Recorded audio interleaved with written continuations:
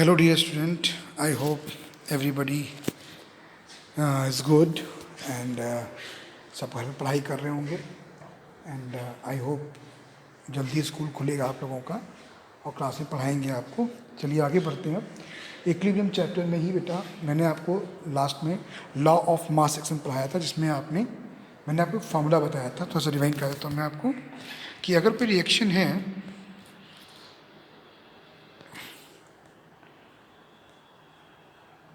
like N2 plus 3H2 gives 2NH3.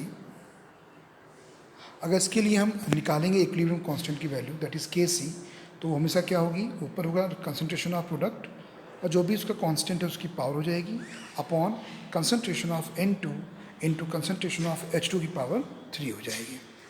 ठीक है, simple language में समझाएंगे तो आपको. अगर हम तो अगर कोई रिएक्शन है like this A plus B gives C plus D, जो कि C होगा वो इक्वल टू होगा concentration of C concentration of D upon concentration of A and concentration of B.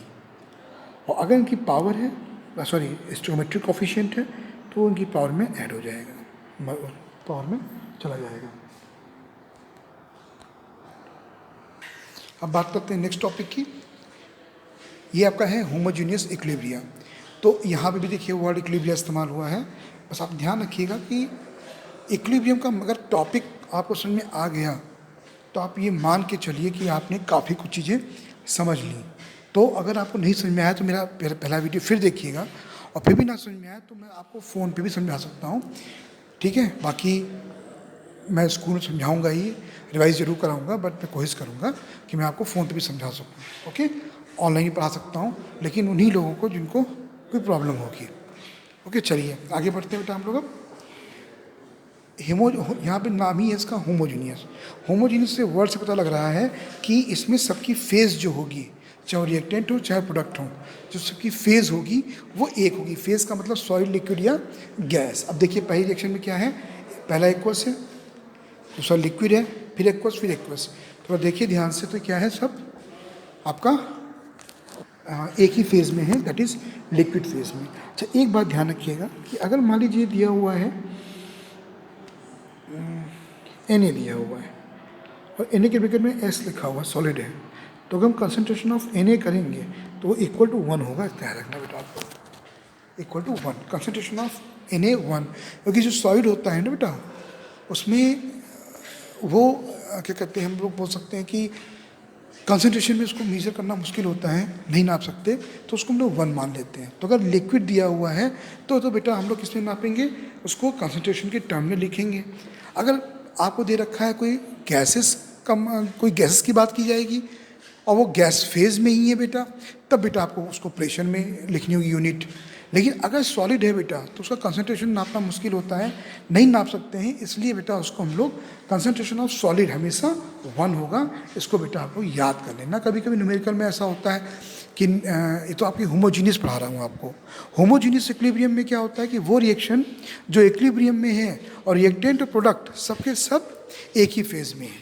ठीक है, उनमें तो ठीक रहता है. अगर लिक्विड में दे रखा है बेटा, एक्वस में दे रखा है, तो मोल पर लीटर के अकॉर्डिंग निकाल लेंगे हम लोग. लेकिन अगर दे रखा है आपको प्रेशर में, तो हम लोग बार या एटमॉस्फेरिक प्रेशर से निकाल सकते हैं. लेकिन अगर सॉलिड दे रखा है बेटा तो हम लोग नहीं निकाल सकते. ठीक है, इसका आप लोग ध्यान रखना बेटा. आगे बढ़ते हैं. ये देख कैसे सिस्टम की दे रखा है यहाँ पर.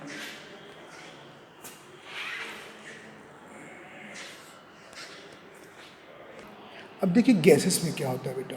जैसे कि मैंने बताया था आपको केसी के बारे में, मैंने पढ़ा था केसी के बारे में. तो केसी क्या होता है, इक्विलिब्रियम कांस्टेंट.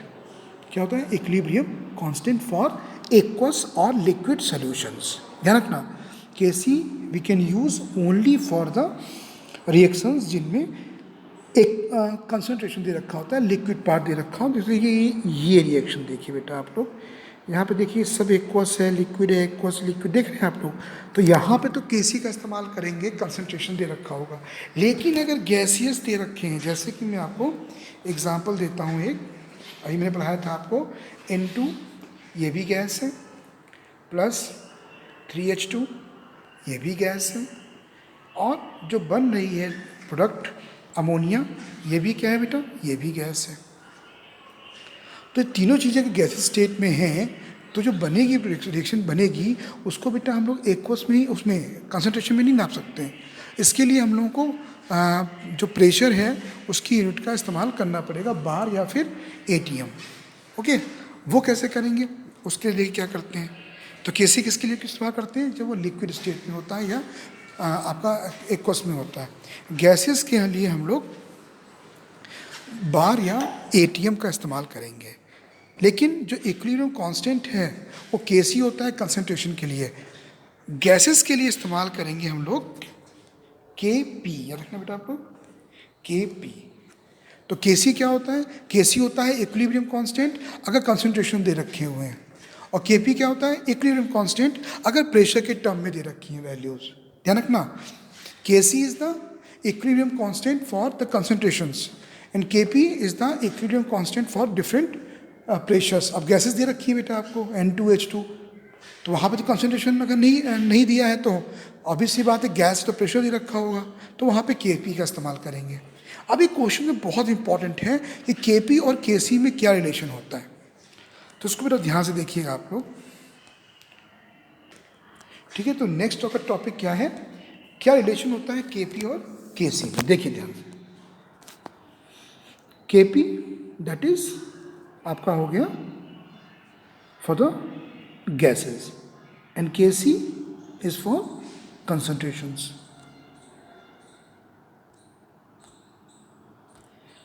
तो हम लोग पढ़ने जा रहे हैं केपी और केसी में रिलेशन। अब ठीक है, तो सब केपी और केसी में रिलेशन बहुत इंपॉर्टेंट है। मतलब अगर आपको दे रखा है केपी की वैल्यू दे रखी है, गैसेस दे रखी है बेटा आपको, और गैसेस के प्रेशर दे रखे हैं, पार्शियल प्रेशर दे रखे हैं, और आपको पता करना है, और सॉरी आपको केपी दे रखा है, लेकिन हम चाहते हैं उसको हम निकालें केसी के टर्म में। तो कैसे निकालेंगे, उसके लिए एक रिलेशन है बेटा केपी और केसी में। फिलहाल मैं समझा दूं, KC is the equilibrium constant if the reactant and products are in liquid और एक्वस सॉल्यूशंस। ठीक है, लिक्विड या आपकी एक्वस फेज में है तब बेटा हम लोग केसी का इस्तेमाल करेंगे, लेकिन अगर आपको गैसेस दे रखी है बेटा तो हम लोग केपी का ही इस्तेमाल करेंगे। इस बेटा ध्यान रखना, अगर सॉलिड फेज में है तो कंसंट्रेशन वहाँ पर 1 माना जाएगा। ठीक है, अब समझिए बेटा आप लोग आगे कि केपी केसी में रिलेशन कैसे निकालेंगे। तो सबसे पहले हम लोग एक रिएक्शन कंसीडर कर लेते हैं, एक सिंपल सी रिएक्शन। देखिएगा ध्यान से कि मान लीजिए कि रिएक्शन है AA plus BB gives CC plus DD। Okay okay, reaction क्या है इसको बेटा लिख लीजिए आप लोग, AA plus BB gives CC plus DD। यहाँ पे जानते हैं capital A capital B reactant हैं, capital C capital D product हैं, और स्मॉल ABCD जो है वो कॉफिशिएंट आपका स्टोमेट्रिक कॉफिशिएंट है ABCD की। ठीक है, अब अगर हम लोग यहाँ पर लॉ ऑफ मास सेक्शन से केसी निकालें तो केसी उधर क्या हो जाएगा, केसी इक्वल टू हो जाएगा C की पावर C इंटू D की पावर D अपॉन A की पावर A इंटू B की पावर B। ये मैंने आपको लास्ट टाइम बताया था केसी की वैल्यू कैसे निकालते हैं। फिर लिख देता हूँ एक बार आपको बेटा, थोड़ा सा साफ लिख देता हूँ कि उस रिएक्शन के लिए केसी कितना हो जाएगा, केसी हो जाएगा कंसंट्रेशन ऑफ C की power C, concentration of D की power D upon concentration of A की power A into concentration of B की पावर B। ये दे रखा है आपको, इसको नंबर 1 मान लीजिए आप लोग। ठीक है, किसके अकॉर्डिंग हम लोग आगे केपी निकालेंगे। अब रिलेशन किस में निकालना है बेटा, रिलेशन निकालना है हम लोगों को बेटा केपी और केसी में। चलिए अब इसको आगे सॉल्व करते हैं। अब इसके लिए हम लोग लेंगे हेल्प इनर्ट गैस इक्वेशन की। आपको याद होगा P V equal to N R T, N R T. यहाँ पी इक्वल टू क्या हो जाएगा, एन अपॉन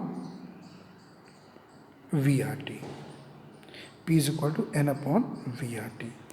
अभी देखिएगा, अभी हमने क्या लिखा है, हमने सिर्फ के सी इक्वल टू लिखा है, कंसंट्रेशन ऑफ सी की power C, concentration of D की power D upon concentration of A की power A into concentration of B की पावर बी में बताया था इक्वेशन नंबर 1। अब हम लोग क्या करते हैं, P V equal to N R T ले लेते हैं। तो यहाँ पर हमने v को नीचे भेजा n के, तो ये बन जाएगा p is equal to N upon V. ये होता है बेटा कंसंट्रेशन। ये याद कर लो बेटा, आप लोग फार्मूला जानते भी होंगे आप लोग कि कंसंट्रेशन का फार्मूला होता है number of moles upon volume. ठीक, फिर समझिए हमने क्या लिया, हमने ले लिया P V equal to N R T, inert gas equation ले लिया, आइडियल गैस इक्वेशन ले लिया, और हमने v को यहाँ पर n के नीचे भेज दिया। तो क्या बन गया, p इज इक्वल टू बन गया सी आर टी, क्योंकि ये क्या होता है, concentration, number of moles upon volume. अब यहाँ पर जो ये फॉर्मूला बना आपका नया p is equal to C R T, उसके अकॉर्डिंग हम जो चार आपके दो रिएक्टेंट हो गए, दो प्रोडक्ट हो गए, उनको अरेंज कर लेते हैं। तो क्या बनेगा बेटा, देखिए ध्यान से, जो नॉर्मल इक्वेशन, जनरल इक्वेशन क्या बनाई बेटा हमने, p equal to C R T. तो A जो आपका रिएक्टेंट है उसके लिए क्या बनेगी equation, P A equal to C A R T. ठीक है, सिमिलरली B इक्वल टू क्या होगा, pressure of B is equal to concentration of B into R T, है ना। सिमिलरली C के लिए क्या होगा, pressure of C is equal to concentration of C R T. Similarly जो D है आपका प्रोडक्ट, उसके लिए क्या बन जाएगा, P D is equal to C D R T.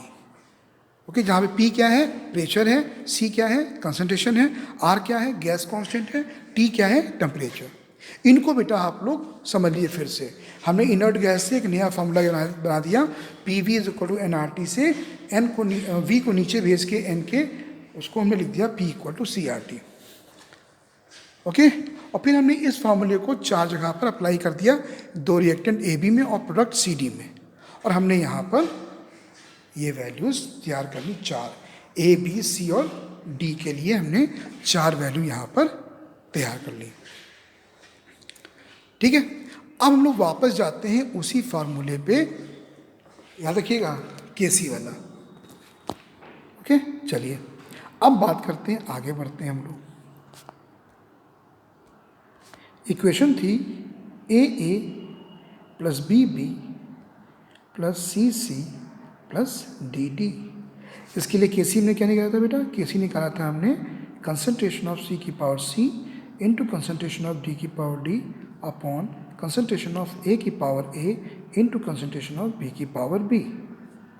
किसके टर्म में बेटा, के सी के टर्म में, कंसंट्रेशन के टर्म में। अगर वही हम निकालें प्रेशर के टर्म में, तो के पी इक्वल टू क्या हो जाएगा बेटा, के पी हो जाएगा प्रेशर ऑफ सी की power C into pressure of D की power D upon pressure of A की power A into pressure of B की पावर बी। ठीक है, और हमको इन्हीं दोनों के बीच में क्या निकालना है, रिलेशन निकालना है।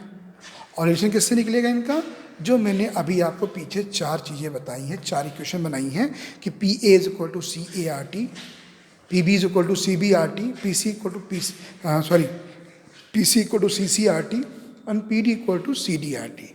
कैसे करेंगे अब देखिए आगे, पहले आप इतना नोट कर लीजिए, पहले नोट कर लीजिए ये कि इस इक्वेशन के लिए के पी क्या होगा, के सी क्या होगा।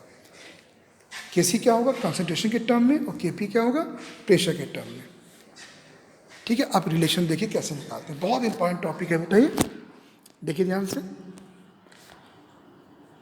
के पी क्या है बेटा, के पी है पी सी की power C into P D की power D upon P A की power A into P B की पावर बी।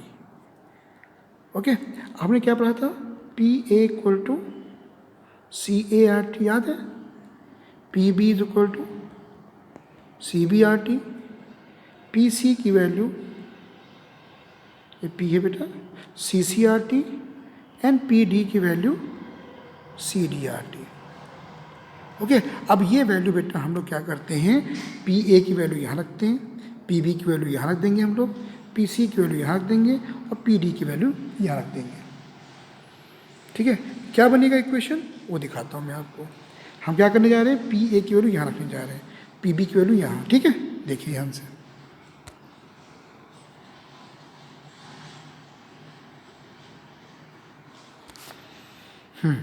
तो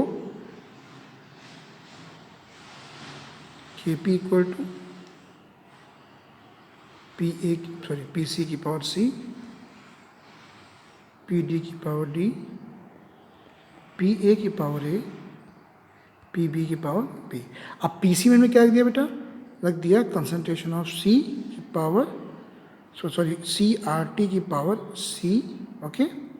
कंसंट्रेशन ऑफ डी की पावर आर टी की पावर डी, जहाँ पे सी A C B C D था बेटा, है ना, C A C B C D concentration था वो, तो उसको हमने ऐसे लिख दिया ताकि आप लोगों को समझने में आसानी हो। मतलब जो सी ए था बेटा उसको हमने क्या लिख दिया, कंसंट्रेशन ऑफ ए।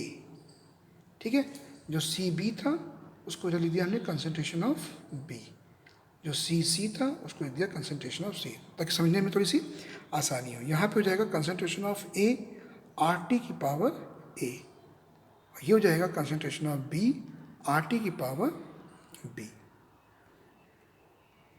ठीक है, ठीक है, पी सी की पावर सी है तो हमने concentration of C R T की पावर सी कर दी। यहाँ पे पी डी की पावर डी है तो हमने कंसंट्रेशन ऑफ डी की आर टी की पावर डी कर दी। यहाँ पे पी ए है तो हमने यहाँ पे concentration of A R T की पावर ए कर दिया, और जहाँ पी बी है वहाँ पे concentration of B R T की पावर बी कर दिया। ठीक है, अब जब इन ब्रैकेट को ओपन करेंगे तब क्या बनेगा ये देखिए, तो के पी इक्वल टू बन जाएगा आपका सी की power C into R T की पावर सी, बेटा साथ में सॉल्व करते रहिएगा, डी की पावर डी, थोड़ा सा और साफ कर दूंगा इसको, के पी इक्वल टू हो जाएगा कंसंट्रेशन ऑफ सी की power C into R T की power C into concentration of D की power D into R T की power D upon concentration of A की पावर ए आर टी की power A into concentration of B R T की power B. Okay, अब इन सब में अगर हम कॉमन ले लें आर टी को तो क्या बचेगा, तो बचेगा के बी बचेगा बेटा कंसंट्रेशन ऑफ सी की power C, concentration of D की power D upon concentration of A की power A into concentration of B की पावर बी, इंटू ऊपर क्या बचेगा आर टी की पावर सी प्लस डी, और नीचे क्या बचेगा बेटा आर टी की पावर ए प्लस बी। क्योंकि जब ये और जब मल्टीप्लाई होंगे ये दोनों आर टी, जब मल्टीप्लाई होंगे ये और ये आर टी तो जुड़ जाएंगे ना, नीचे ए और बी जुड़ जाएंगे, ये बन जाएगा बेटा आपका। अब ये बेटा क्या बन गया आपका, ये बन गया आपका के सी, है ना, क्या बन गया के सी।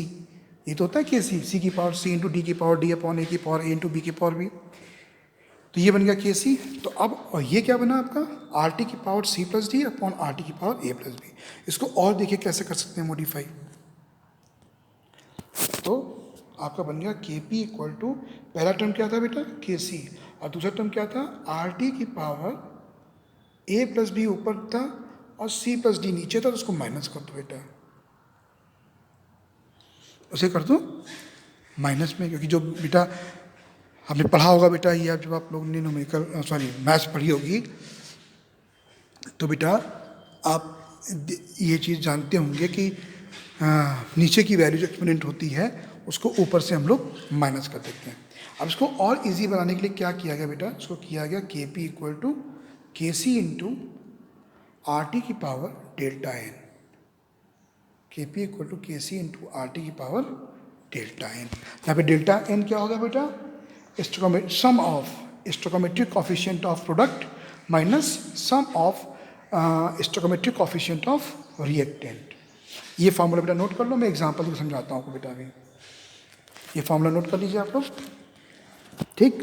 अब मैं मान लीजिए क्वेश्चन पूछा जाता है कि N2 plus 3S2 gives 2NS3, इसमें KP और KC में रिलेशन क्या होगा। तो इसमें हो जाएगा के P equal to K C into R T की पावर डेल्टा एन। अब यहाँ पे डेल्टा एन कितना है बेटा, यहाँ पे डेल्टा एन हो जाएगा, प्रोडक्ट से आप रिएक्टेंट को माइनस कर दो, कैसे 2 माइनस 3 प्लस 1, तो कितना हो जाएगा के P equal to K C into R T की पावर 2 माइनस 4 दैट इज -2। ये आपका रिलेशन यहाँ पर तैयार हो जाएगा। तो बेटा ये मैं आपको दिखा दूँ, हालांकि एनसीईआरटी में साफ दिया नहीं है बट जैसे समझाया है मैंने, ये आपका वैसा ही फार्मूला बन के सामने आएगा।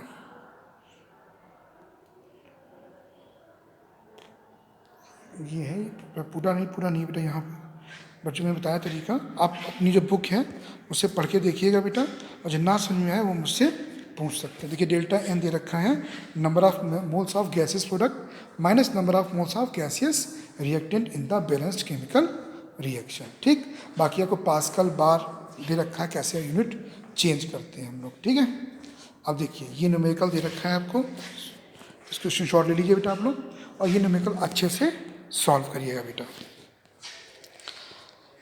बाकी इसके न्यूमेरिकल ये देखिए दिए हुए एग्जांपल्स, ये पढ़िएगा। ये बेटा मैं आपको भेज भी दूंगा कुछ क्वेश्चन अभी। चलिए अब बात करते हैं हम लोग हेट्रोजीनियस इक्विलिब्रियम। हेट्रोजीनियस इक्विलिब्रियम का मतलब क्या होता है, जब फेजेस अलग अलग होती हैं, रिएक्टेंट अलग फेज के होते हैं, प्रोडक्ट अलग फेज के होते हैं, या रिएक्टेंट प्रोडक्ट सब मिला लें, उनमें एक दो ऐसे हों जो अलग फेज के हों, कुछ लिक्विड के हों, कुछ सॉलिड के हों, या कुछ सॉलिड के हों, कुछ गैस के हों, तो वहाँ पर आपका ये होमोजीनियस इक्विलिब्रियम में सॉरी हेट्रोजीनियस इक्विलिब्रियम में आ जाता है। ये देखिए आपको दे रखा है कि CaCO3 है कैल्शियम कार्बोनेट। अब ये आपका होता है, देखिए दिया है सॉलिड, ये दिया है सॉलिड CaCO3, और ये देखिए आगे दे रखा है आपको क्या CaO कैल्शियम ऑक्साइड, ये भी बेटा आपका सॉलिड है, और बचा क्या CO2 गैस बचा है। तो जो यहाँ पे वैल्यू आएगी वो आनी चाहिए Kp is equal to concentration of CaO into concentration of CO2 upon concentration of CaCO3।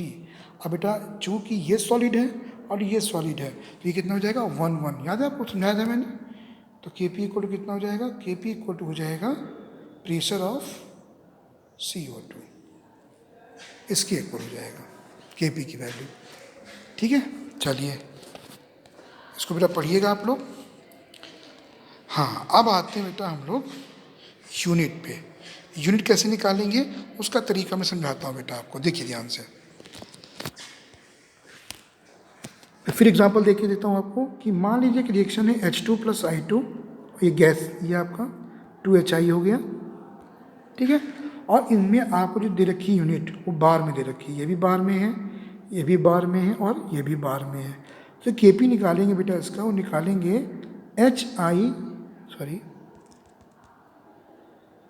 PHI का होल स्क्वायर अपॉन, फिर समझिए थोड़ा सा साफ दिखाता हूँ, H2 + I2 गिव्स 2HI। तो उसके लिए जो Kp होगा बेटा क्या होगा, वो होगा PHI की power 2 upon PH2 into PI2।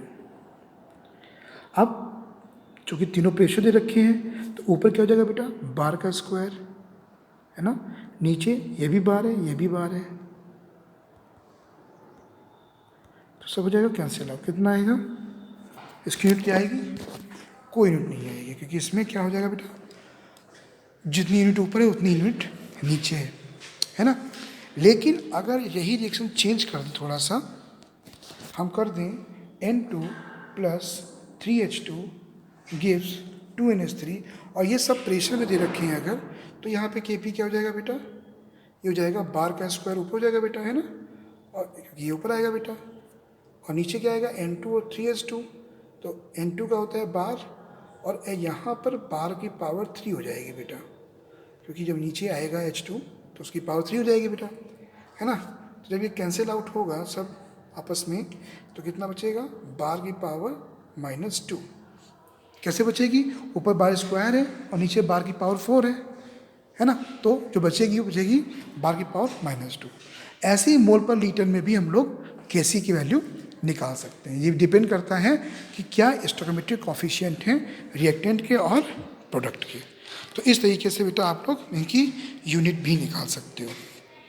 एक ये क्वेश्चन दे रखा है बेटा, इसको भी बेटा अपने आप ट्राई करिएगा। नहीं समझ में आता है तो आप मुझसे पूछ सकते हैं, बट कोशिश ये करिएगा कि इसको आप लोग फिनिश करें जितनी जल्दी हो सके। केपी केसी में रिलेशन तैयार करना है आपको, यूनिट कैसे निकाली जाती हैं वो मैंने समझाया आपको, और इन पे बेस्ड न्यूमेरिकल भी आपको लगाने होंगे। ओके, आई होप समझ में आएगा आप लोगों को। चलिए bye bye, thank you and have a nice day.